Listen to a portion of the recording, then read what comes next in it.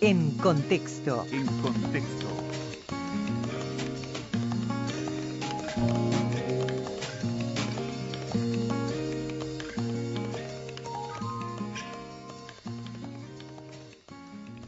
El Ministerio de Desarrollo Social, por si alguien no lo recuerda, es el más joven, el más nuevo de los ministerios de nuestro Poder Ejecutivo, creado en el año 2005 y como, en primer momento, como brazo instrumental para lo que fue la urgencia con la cual se definieron prioridades al arranque del gobierno de Tabaré Vázquez, de administrar y de aplicar justamente el plan de emergencia, porque esa fue la primera tarea de un ministerio que arrancó en oficinas prestadas, que arrancó de una manera sumamente precaria, porque lo que había era justamente eso, una emergencia, y lo que se intentaba era atender a esa situación complicada en cuanto a los números, los indicadores de indigencia, de pobreza, de necesidades básicas insatisfechas y demás. Y el tiempo puso a rodar la estructura, lo que realmente era lo planificado para ese Mides. También puso a rodar lo que mucha gente creía que nunca iba a llegar a su fin, y sin embargo tuvo un fin corto, que fue justamente el plan de emergencia. Lo que se decía era imposible de cortar determinadas políticas asistencialistas, rápidamente, en tiempos relativamente breves, mutaron en otro tipo de planes, también asistenciales, pero ya con otro diseño, con otra manera de aplicarse, que es de alguna forma, con los cambios y los retoques que se le han ido haciendo a lo largo de los años, el esquema que rige hoy, básicamente con dos grandes palancas: las asignaciones familiares por un lado y las transferencias mediante la tarjeta Uruguay Social por otro. Ya estas, las primeras administradas por el BPS y las segundas directamente por el Ministerio de Desarrollo Social. El tránsito de estos años que reflejamos de manera muy escueta permitió que este ministerio, que arrancó con esa emergencia, pudiera generar sus estructuras de monitoreo, de chequeo, de control, de seguimiento, para poder, en definitiva, diseñar con más precisión la herramienta de asistencia, la herramienta que permitiera justamente el objeto de su nombre, el desarrollo social, que permitiera reducir determinadas iniquidades, o por lo menos achicarlas dentro de los márgenes de lo posible, y sobre todo focalizar políticas que apuntaran, según el lugar, según el problema, según la carencia o según la necesidad, actuar de la mejor manera posible. Con este menú, con esta estructura que se ha generado, se produce una cantidad de información, una cantidad de datos que cada tanto aparecen en algún titular de un medio de comunicación. Muchas veces nos llaman la atención, en algún caso positivamente, en otros no tanto, pero que nos muestran, bueno, que hay una cantidad, una masa crítica de números, de informes, que hoy nos permiten pensar como país en una nueva etapa, en dar un salto en esta reducción. Uruguay sigue siendo el país menos desigual dentro de la región más desigual, frase que ha repetido más de una vez el presidente de la República y pinta bien el panorama. Y bueno, tratar de avanzar en este sentido, optimizando el uso de los recursos, que siempre son escasos, pero igual son más que antes. Vamos a hablar de los números, de los datos, de esta sinopsis, este mapeo de necesidades, carencias y también avances que se han dado en las poblaciones más vulnerables. Saludamos a Juan Pablo Liabat, director de Evaluación y Monitoreo del Ministerio de Desarrollo Social. Juan Pablo, bienvenido, gracias por acompañarnos. Bien, buenos días, muchas gracias.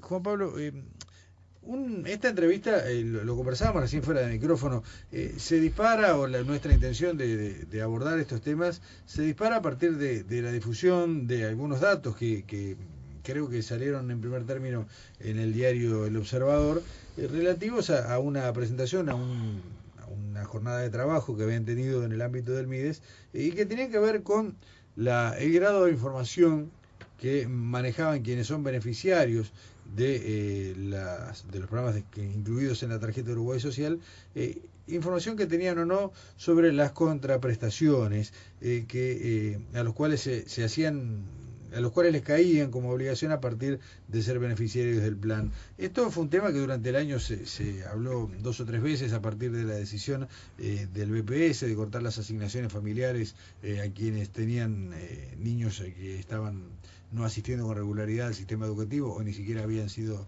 inscriptos, tanto en primaria como en secundaria, y la gente, bueno, tomó ese tema como elemento de discusión, ¿no? La existencia de contraprestaciones y la cantidad de gente que no lo sabía. Recordanos si tenés presente la cifra, los datos que ustedes manejaron en ese momento sobre... Era una cifra escasa, era creo que poco más del 25% de los beneficiarios de los planes que decían conocer a qué estaban obligados, ¿no? Sí, efectivamente. Lo primero para señalar de que la decisión que toma BPS no es otra cosa que el cumplimiento de la ley de asignaciones familiares, Claro. ¿verdad? Dicha ley en realidad empieza a poder cumplirse de otra manera, en parte en función de lo que tú decías, del desarrollo y la maduración de los sistemas de información que permiten hacer un control sistemático y general de algo que en realidad toda la vida se controló en forma mucho más precaria, Claro. Descentralizada y artesanal. Históricamente los niños llevaban, los padres, ¿verdad? Llevaban los papelitos del certificado del liceo, de la escuela, al banco, para acreditar de qué iban, ¿verdad? Pero eso era un mecanismo que era difícil de sostener, ¿verdad? A nivel nacional, con una cierta equidad horizontal. Hoy, con sistemas de información fuertes, desarrollados, pero que han dado mucho trabajo porque implican uniformizar un montón de localidades, instituciones, ¿verdad? Que tienen una distribución local territorial gigante, ¿verdad? Todas las escuelas, todos los liceos, ¿verdad? Las sucursales de BPS, las del MIDES, ¿verdad? Entonces, eso se puede hacer en función del desarrollo y la maduración de sistemas informáticos inexistentes, Claro. ¿verdad? En el momento de votar esta ley, ¿verdad? Y que hacían imposible aplicar esto en forma sistemática.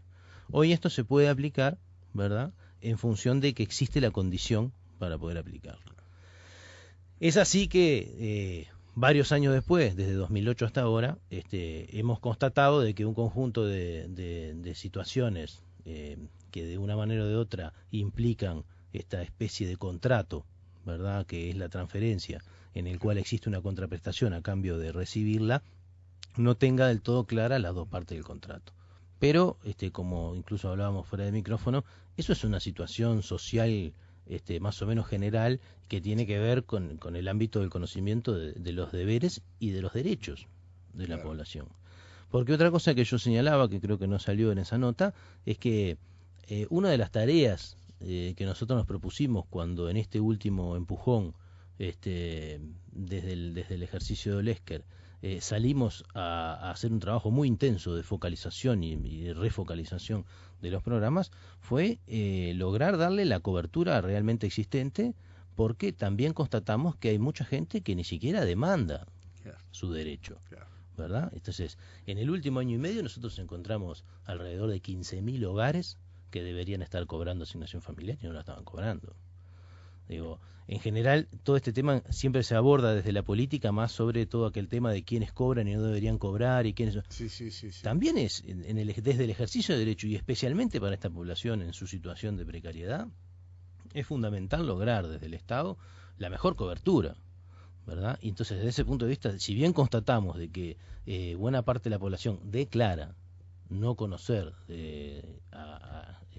cabalmente sus obligaciones, también nosotros podemos constatar que buena parte de la población no conoce sus derechos, ¿verdad? Y eso es un problema de las políticas, de la comunicación de las políticas, que hace también a esto que estamos hablando nosotros, o sea, a cuánto se comunica determinadas cosas, cuánto se invierte desde la comunicación, ¿verdad? En transmitirle a la gente determinadas cosas y no determinadas otras, porque en general las conversaciones sobre transferencias monetarias siempre están muy sesgadas hacia los mismos lugares. Exacto, a lo que se siente como algo que sale de mi bolsillo y no me vuelve. Lo que uno esperaría, ¿no? Porque en definitiva, de eso sí que de eso hay datos muy interesantes. ¿Por ejemplo? Bueno, por ejemplo, ya que abrimos por este lado. Y bueno, por ejemplo, la gente tiene una valoración sobre que paga una excesiva carga de impuestos, de los cuales un porcentaje muy importante van a sostener a sectores sociales que no son competitivos, por mantener estos vagos. A mantener a estos vagos, usted lo dijo con las palabras usuales, con las palabras usuales, ¿verdad? Bueno, de las estimaciones que nosotros hacemos, y que son muy transparentes en el sentido que las puede recalcular cualquiera, porque son números muy muy gruesos, y aproximadamente unos 2 pesos de lo que de cada 100 pesos que uno paga de impuesto, va destinado a transferencias monetarias no contributivas, ¿verdad? Es un porcentaje del gasto público social ínfimo, ¿verdad? En términos relativos, incluso con el resto de Latinoamérica, ni siquiera somos el país que paga más transferencias monetarias. Argentina nos supera con creces, México creo que nos supera también. Brasil, en los programas nuevos que está implementando, está depositando bastante más, no solamente en transferencias monetarias, sino en el paquete que acompaña a transferencias monetarias, que es otro tema que tenemos que hablar también, ¿verdad? Porque este tema de la identificación de los derechos de la población en estas políticas de segunda generación, porque ya estamos en condiciones a partir de los sistemas de información de tener políticas de una nueva generación que ya van más al problema, mejor focalizadas, claro, y más integralmente focalizadas, claro, ¿verdad? Teniendo en cuenta los componentes geográficos, socioeconómicos, y ahí está, y localizando y encontrando y poniendo en el mapa, puntito en el mapa, de dónde están aquellos hogares que tienen una problemática compleja que no alcanza con una transferencia monetaria. Ahí hay que hacer una intervención integral. Sí, o que tal vez no sea la transferencia monetaria la solución. O que no es la transferencia monetaria la solución. Bueno, en ese sentido hay también, obviamente, mucho más acumulado sobre, problemas de violencia, problemas de uso de sustancias, ¿no? O sea, todo un conjunto de problemas que también surgen del tema de poner información en los mapas, de tener la información sistematizada, de poder tener el Estado integrado a través de articulación institucional que permita. Y bueno, en eso nos falta mucha eficiencia todavía, ¿no? Y muchas capacidades, ¿verdad? Es un tema nuevo, como quien dice, no para nosotros, sino para todos, pero incluso podemos decir de que el Uruguay ni siquiera cuenta con la suficiente masa crítica en el área social para atender su problemática social en simultánea. Claro, en definitiva, hoy, cuando vos decías recién, por un lado, no es Uruguay el país que más paga y no es una carga significativa dentro de lo que es la erogación tributaria de cada ciudadano. También hay algo que dice reiteradamente el ministro Lesker: nadie puede pensar que alguien se pueda plantear una estrategia de vivir solo con lo que el dinero que recibe como transferencia, aún sumando, ¿no?, lo que venga del BPS y lo que pueda partir del MIDES. Si querés algún numerito más o menos esclarecedor, te puedo decir, por ejemplo, ¿no?, que un hogar que tuviera, se me va a poner algo ridículo, pero bueno, pongámosle que las asignaciones que más pagan son las de los liceales, ¿verdad? Pongamos que tenga 7 hijos en edad licial, ¿verdad? Sí. Un hogar con 7 hijos en edad licial, que es un inexistente estadístico absoluto. Unos cuantos mellizos hay, y recibe 4.300 pesos de transferencia por 7 hijos, ¿verdad? Digo, lo normal, que tenga 2 o 3 hijos, 2.000 pesos, 2.500 pesos, ¿verdad? Si vamos a una mezcla entre liceales y escolares es menos, porque los escolares pagan menos. Entonces estamos hablando de un monto de transferencia promedio de los hogares de 2.000 pesos, ¿verdad? De un orden de magnitud de esa naturaleza. Claro, eso es asignación familiar. Tarjeta le podemos agregar otro tanto, más o menos igual, ¿verdad? O sea, nosotros hicimos la cuenta de que el hogar inexistente que podría estar gastando cosas increíbles, pero que tiene que tener una cosa así como 7 hijos, ¿verdad? Y estar en estado de absoluta indigencia, puede llegar a cobrar por todo concepto de transferencias monetarias 7.000 pesos por mes, ¿verdad? Teniendo 7, 8 personas dentro del hogar. ¿Verdad? Entonces, eso para dar un poco un orden de magnitud de eso. A ver, si vamos a los números reales, de esos hogares en el Uruguay puede haber 50 o 100, ¿verdad? Son absolutamente pero hogares con 4 o 5 niños y más, eso sí que es más común. Bueno, esos hogares pueden estar recibiendo 4.000 pesos, 3.000, 4.000 pesos de transferencias por mes por todo concepto. Claro, es una cantidad, si uno lo toma desapasionadamente, que puede ser... Es una ayuda. Es una ayuda, y puede motivar, por ejemplo, al mantenimiento de la escolaridad, ¿no? Que en eso, digamos, esa parte que es una de las sensibles, o a los controles sanitarios. Es decir, bueno, si la penalidad en la que incurro por no llevar al niño o a los niños al médico con cierta frecuencia, o que no concurran con regularidad de educación, me va a pesar en mi economía. Ahora nada más, no puede decir voy a vivir de tener hijos. Y además, eso es una cosa tan ridícula que es absolutamente es imposible de creer. Sí. Es imposible de creer, no. Yo lo creo porque lo he escuchado, he estado en otros programas, me han consultado sobre el asunto. Es una cosa ridícula. Sí, lo vemos. Lo que además también es cierto es que los motivos que hacen a la desafiliación educativa no pueden estar relacionados con en este caso los 300, 400, 500 pesos, ¿no? O sea, son una ayuda, son un estímulo, ahora no definen el partido. El partido no se define ahí, ¿verdad? Esto ayuda, ¿verdad? Y entiendo de que la resolución que se toma de aplicación de la ley, de aplicación dura de la ley que se está tomando, es en el sentido de apoyar la vinculación al proceso educativo. Eso también es una cosa importante de saber. Todos los programas de transferencias monetarias condicionadas de Latinoamérica, de estos países, tienen dos componentes. Tienen dos propósitos, más que dos componentes. Uno es transferir el ingreso a las familias, porque los precisan. Y la otra es tratar de vincularlos a los sistemas, ¿verdad? A los sistemas de salud y a los sistemas de educación, ¿verdad? En todos con resultados parecidos, ¿verdad?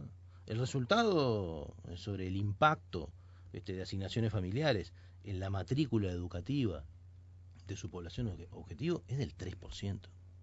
O sea, el principal componente, el principal propósito es la transferencia de ingresos, ¿verdad? Es indiscutible que sea la transferencia de ingresos, porque si de verdad estuviéramos pensando en que tenemos que definir a través de un premio económico la permanencia del sistema educativo, tenemos que pensar de que ese premio económico debería ser capaz de atender no solamente el estímulo de estar ahí, sino además otro montón de problemas que existen en esos hogares. Porque es importante también entender de qué hogares estamos hablando. Claro. Estamos hablando de hogares que tienen problemas de agua potable, de saneamiento, de ubicaciones, muchas veces en el interior. Estamos hablando de muchas veces zonas inundables, zonas con problemas urbanísticos de todo tipo, y que no lo arreglás con 500 pesos por mes. No. Claro. Igual así, me gustaría señalar de que, porque hay toda una idea también de como que de todo lo que se ha hecho nada de resultado. Y no solamente eso está muy lejos de la realidad, sino que los resultados se desparraman en forma muy heterogénea, en algún lugar muy bueno, en otro no tanto, en todas las dimensiones. En la propia dimensión de asistencia educativa, por ejemplo, el primer ventil de la población que viene a ser, dividimos la población, la ordenamos de peor a mejor, por decir, de menores ingresos a mayores, y tomamos el 5% más abajo, lo dividimos entre 20, ¿verdad? Ese ventil entre el 2006 y el 2012 mejoró su asistencia a nivel educativo, pasando de 2006 a 2012 en el tramo de 0 a 3 años de 12 a 25%, en el de 13 a 15 años de 77 a 85%, en el 16 y 17 años, que es el más crítico, de 45 a 56%. Ha mejorado incluso mejor que otros ventiles superiores. O sea, que tampoco podemos decir de que las políticas que se están haciendo no tengan efecto. No tienen el efecto que queremos ver nosotros, que es levantarnos mañana, salir afuera y decir no hay más pobres. Todo arreglado, sí. No hay más pobres, acá no pasó nada, sí. ¿verdad? Eso no lo tiene. Claro. Ahora, también tenemos que ver con qué presupuesto les estamos tirando y cómo se generan de a poco, a nivel país, los espacios fiscales para atenderlo. Claro. ¿Verdad? Porque todo eso es evolutivo. Y estamos atendiendo un problema que es un proceso de acumulación de muy largo plazo. Y es muy importante entender eso, porque la tasa de reproducción intergeneracional de la pobreza es muy alta. Claro, en este país, lo hemos hablado a lo largo de los años un montón de veces, la pobreza se reproduce a partir de las tasas de fecundidad de los sectores más bajos, a los cuales también se les llega con políticas sanitarias, pero que también son de efecto lento. El embarazo adolescente juega un rol muy complicado en todo esto. Hay componentes culturales y, como decís vos, esto no se arregla mañana a la mañana. No, además hay que ver esto, que los sectores que están en peor situación son los que tienen menores ingresos laborales. Los ingresos por lejos, todos los ingresos de cualquiera de los sectores, los principales ingresos por lejos, del orden del 60-70%, son ingresos laborales. Claro. Nadie, como hablábamos recién, nadie piense de que los principales ingresos de los dos hogares son de transferencia monetaria. No, hasta en la peor situación de todas, no llega a más del 20% de los ingresos por transferencia monetaria. El 80% al menos es de ingresos laborales. Regulares, irregulares, la estrategia de supervivencia. En general irregulares en estos sectores, pero laborales. Entonces, esta gente trabaja como todo el mundo y prácticamente la misma tasa de actividad que los que no están en esta condición. Ojo, no pensemos que trabajan menos. A pesar de tener una carga reproductiva mucho más importante, porque el cuidado de los menores obviamente depende del resto de los integrantes del hogar, y no tienen activos para salir al mercado a comprar cuidados, no pueden, ¿no? Si no tienen el CAIF cerca, no tienen la posibilidad de lograrlo porque no tienen el cuidado necesario, porque tampoco los cuidados a nivel público cubren la totalidad de las necesidades. Estos hogares no tienen activos para salir a comprar en el mercado de cuidados, por lo tanto la tasa de cuidado, Sí. la carga de cuidado queda en los hogares, y eso también baja la tasa de actividad, Claro. y se ve muy claramente porque la diferencia principal de la tasa de actividad es en las mujeres, o sea Claro, que es en los claro, cuidados, claro, es el principal claro, responsable clarísimo. de la pequeña Claro. diferencia de la tasa de Sí, actividad. Estamos hablando de sí. 1 o 2 puntos porcentuales nada más, Claro. ¿verdad?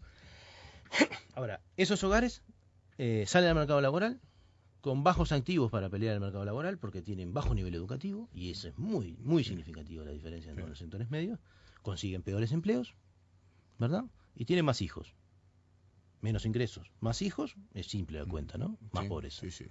Sí, ¿verdad? sí. Entonces, la probabilidad de que los hogares pobres tengan hijos que en su estado, cuando lleguen a la adultez, sean pobres, es mucho mayor que Claro. la de los otros sectores. Claro, porque aparte esta descripción que haces de escenario no solo tiende a reproducir por la obvia división de ingreso del hogar por la cantidad de componentes, sino por esas dificultades de las que hablabas. Mujeres que no pueden, que abandonan prontamente el sistema educativo y que después son reflejadas en las encuestas como niní. Claro. ¿No? Porque claro, no Claro. tienen, no Una parte de tienen, los ninis claro, son gurisas claro, cuidando a sus claro, hermanos, sin duda. claro. Una parte de los ninis Sí. son gurisas cuidando a ¿Sabemos sus hermanos. cuánto representa? No lo Sí. traje hoy, pero Ajá. está, pero son... Porque esa es otra cifra de Sí, estigma, ¿no? sí. Dentro de las mujeres puede claro. ser que sean el 30-40% de las ninis sean gurisas cuidando a sus hermanos. Claro, que trabajan de puertas adentro de sus hogares, que debieron dejar los Exactamente. estudios por Y las que además de condiciones eso, el día que dejen de cuidar a sus hermanos, van a tener un Sí. mal nivel educativo, mala Sí. posibilidad de conseguir Sí. un buen ingreso, y por lo tanto van a ser madres pobres. Seguro, y candidatas a embarazo adolescente, Obviamente. rápidamente cerrando el círculo. Juan Pablo, ¿hacemos una pausa? Sí. ¿Nos espera un minuto? Estamos conversando con Juan Pablo Liabat, director de Evaluación y Monitoreo del Ministerio de Desarrollo Social. Cerramos la conversación recién, Juan Pablo, hablando de los nini o de las nini y de todo lo que esconde una calificación que es denigratoria, ¿no? Porque, bueno, nini que es una forma elegante de decir vago, ¿no? Ni estudia ni trabaja, no es un término uruguayo, está difundido en buena parte de Latinoamérica. Y está tomado como problema. ¿Cómo hacemos que estos muchachos dejen de estar echados en la cama y vayan a estudiar o vayan a trabajar? El último número que ustedes habían hecho público hablaba de 36.000 jóvenes. Tú decías recién que por lo menos en tu estimación, al menos el 30% de las mujeres tenían escondida allí una situación de trabajo en el hogar y de, bueno, forzadas a abandonar el tema estudio. ¿Qué otras situaciones se pueden encubrir dentro de Nini? Yo recuerdo, por ejemplo, haber en algún momento escuchado una referencia a todos quienes acudían a sistemas educativos no formales. Por caso, se habló en aquel momento de las escuelas MAPA, ¿no? Por poner un ejemplo muy claro, si gente que toma una estrategia, que hace un curso corto, que se capacita en algo, y que la encuesta no marque, no detecta. Como eso hay una población también. Sí, el tema depende de cómo lo midamos. Yo no recuerdo bien los números específicamente de esto, de este tema de mujeres incluso, pero recuerdo que no es menor el porcentaje de gurisas que en la primera conceptualización de Nini, ¿verdad? Porque eso, Sí.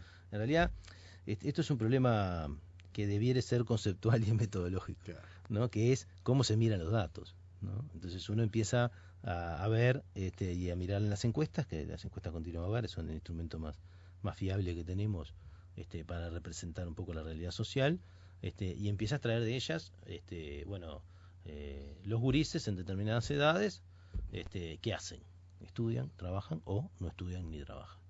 ¿Verdad? Y a partir de ahí es donde empiezan a aparecer preguntas más interesantes, preguntas que las encuestas no siempre responden, ¿verdad? Porque en el momento de hacerlas no existían como problema, ¿verdad? Y pasan a ser un hallazgo después de una primera pesquisa, ¿verdad? Pero sí, seguramente encontremos un conjunto de situaciones que quizá no sean la mayoría, ¿no? Pero, por ejemplo, gurises que viven en localidades del interior del país, cuyo acceso al sistema educativo es muy limitado. Claro.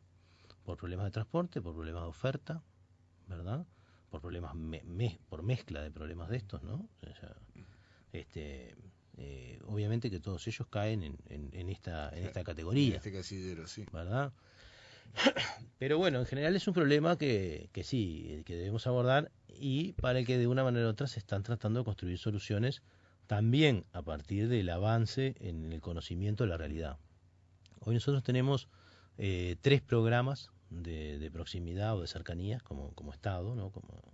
Que son Uruguay Crece Contigo, Jóvenes en Red y el programa que propiamente se llama Cercanías, que abordan situaciones de esta naturaleza y son programas de nueva generación.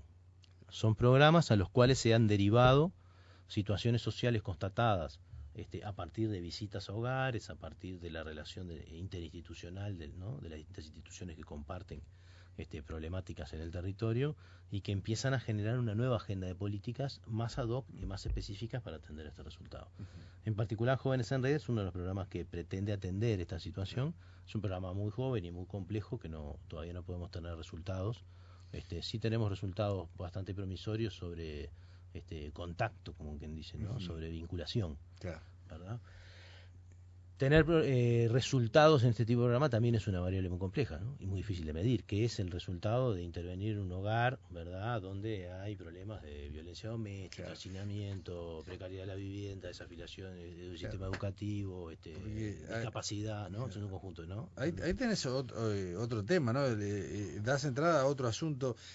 Por un lado, lo que venimos hablando desde prácticamente el principio de la nota, y lo decías recién, la distribución geográfica, el lugar del territorio donde se presenta el problema, hace que la estrategia de abordaje sea distinta. No es lo mismo abordar a un joven con problemas de inserción educativo-laboral en el anillo metropolitano de Montevideo que en el interior del departamento de Salto, por irnos a algún lugar cualquiera. Pero por otro lado, después tenés toda la dificultad a solucionar en su entorno más íntimo, en lo doméstico, en el hogar. Yo recuerdo una vez, cosas obvias, básicas, ustedes las ven todos los días y uno a veces no la tiene en el pensamiento. ¿Cuál es la capacidad de percibir, de captar, de aprovechar el pasaje, el tránsito educativo de un niño que no tiene en su hogar un lugar donde sentarse a hacer los deberes? Sí. Estaba mirando ahora datos, ¿no? Pero porque los datos en algo esclarecen, aunque no contestan las preguntas fundamentales, ¿no? Pero cuando nos vamos al primer ventil de ingreso,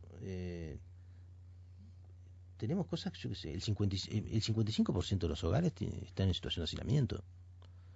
O sea, en el 55% de los hogares, el niño no tiene dónde sentarse a... O sea, estamos hablando de ese 5%. De ese 5. Pero si nos vamos un poco más arriba, sí, nos vamos al otro 5 y nos vamos a un 40. Claro. Tampoco nos vamos, ¿no? Y nos vamos a otro 5 y nos vamos a un 25. Claro. ¿Verdad? Tenemos que decir, en la población que nosotros estamos atendiendo, el problema de la vivienda es un problema muy difícil de solucionar, ¿verdad?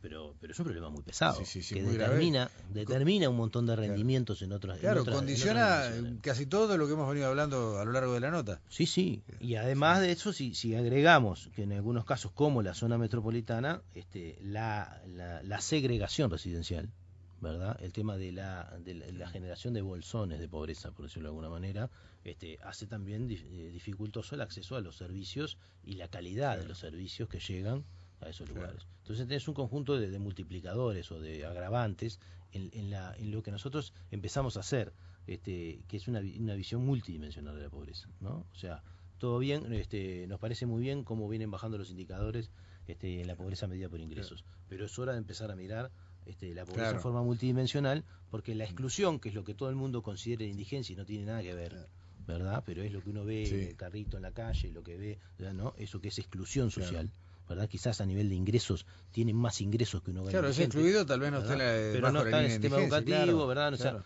no está en el sistema sanitario, o sea, la forma en que trabaja, ¿no? O sea, tiene un conjunto de pasivos, ¿verdad? Que hacen de que el bienestar del hogar sea horrible, ¿verdad?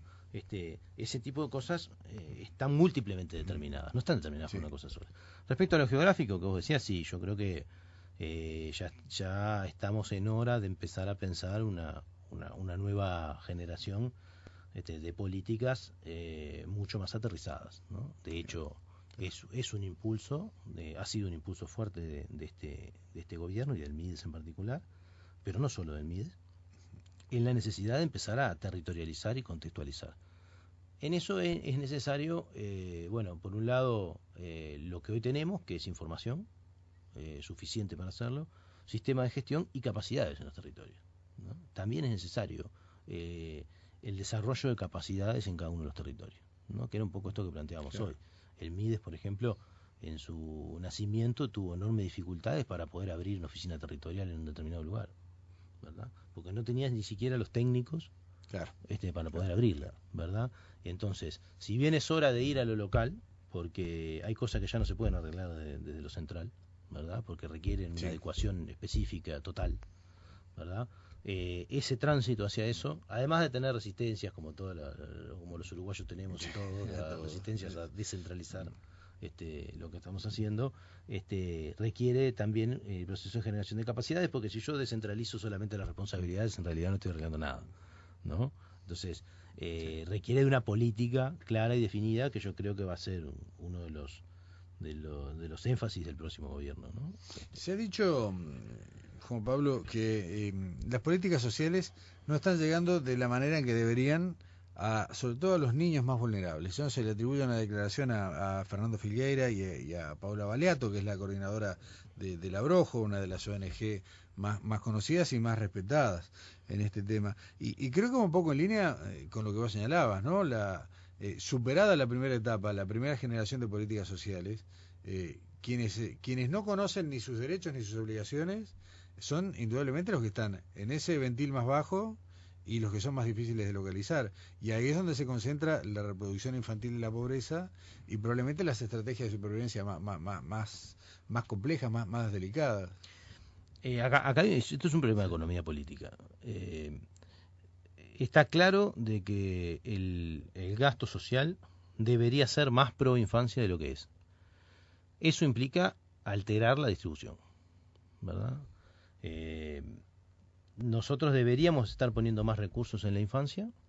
Eso implica poner más recursos en la pobreza directamente, porque es interesante saber de que el 50% de los niños nacen en el primer quintil de ingresos, ¿tá? Si nosotros dividimos la distribución en 5, en el primero nacen el 50% de los niños, el resto nacen en los otros 4, ¿tá? Entonces, atender a la infancia y atender a la pobreza es una cosa casi, tiene una alta correlación, ¿verdad? Eso implica mejorar el nivel de inversión que se hace en estos sectores. Y eso obviamente que es a costa de redistribuir de otra manera. Sí, o conseguir más. O conseguir más. La estrategia hasta ahora de gobierno viene siendo esta segunda. Conseguir más, y a medida que se consigue más, el diferencial ir distribuyéndolo de manera diferencial. ¿Verdad? De manera de no entrar en una puja distributiva interna fuerte al interior de toda la sociedad. Pero la sociedad debería tener conciencia de que el 50% de los niños no se están criando en las mejores condiciones y que ese 50% de los niños de hoy son el 50% de la mano de obra de mañana, que no es nada más y nada menos que la capacidad de producir valor del país. Entonces yo digo que más allá de que nosotros mejoramos los valores hoy, tenemos... Por eso digo que esto es una cosa que se genera a muy largo plazo y que muchas veces no hay conciencia, dando discusiones de coyuntura, de cosas que no tienen nada que ver con la coyuntura, ¿verdad? Un porrazo como la crisis del 2002-2003 tiene implicancias mucho más graves de las que vulgarmente se discuten sobre cuánto demora la economía en recuperarse. No, está probado que el porrazo que se da en los sectores bajos demora 5 veces más años que el de los sectores medios en recuperarse, ¿verdad? Y eso significa generaciones enteras de rezago, ¿verdad? Significa esto, ¿verdad? Significa esto, es decir, nosotros tenemos en discusión nuestro futuro por nuestra realidad actual, ¿verdad? En el 50% de la población económicamente activa. Está en discusión, no quiere decir que esté hipotecado, está en discusión. Está en discusión. Pero tratemos de entender de que si no invertimos en esto, mañana, los que hoy no padecen esta situación, ¿verdad? Los hijos de la clase media y media alta, que el día de mañana van a ser los que probablemente lideren esta sociedad y conduzcan y tengan, ¿verdad? El empresariado, por ejemplo, nacional, no va a tener mano de obra calificada para contratar. Ahora, es una discusión bien interesante. Juan Pablo, nos queda Un minuto, y la pregunta que se me ocurre plantear, creo que amerita otra conversación del mismo tenor que esta, pero mucha gente, y aún gente que tal vez pueda pararse con el tema con los menores prejuicios posibles, no está convencida de identificar la necesidad, convencida de que deberíamos reforzar de la manera de la manera que mejor está a nuestro alcance la atención a esta infancia que está bajo la línea de pobreza o dentro del quintil de menores ingresos. Y de todos modos piensa que las herramientas que se están usando son perfectibles, son mejorables o no son las óptimas. Yo creo que sí, yo comparto, o sea, siempre se puede mejorar. Creo que nosotros hemos mejorado mucho, pero se puede mejorar mucho más. Creo que hay un problema de eficiencia del gasto, por supuesto. Lo que se muestra en el sistema educativo vulgarmente se usa como ejemplo. En parte puede ser cierto, en parte no es cierto, ¿verdad? Hay que tomar las dos variables. Acá se puede mejorar desde el punto de vista de la eficiencia y de la eficacia, pero también hay que mirar los números globales, ¿verdad? Nosotros no podemos desconocer de que en términos de PBI puesto en educación estamos más rezagados respecto a otros países, incluso de Latinoamérica, ¿verdad? Entonces, eso hay que tomarlo como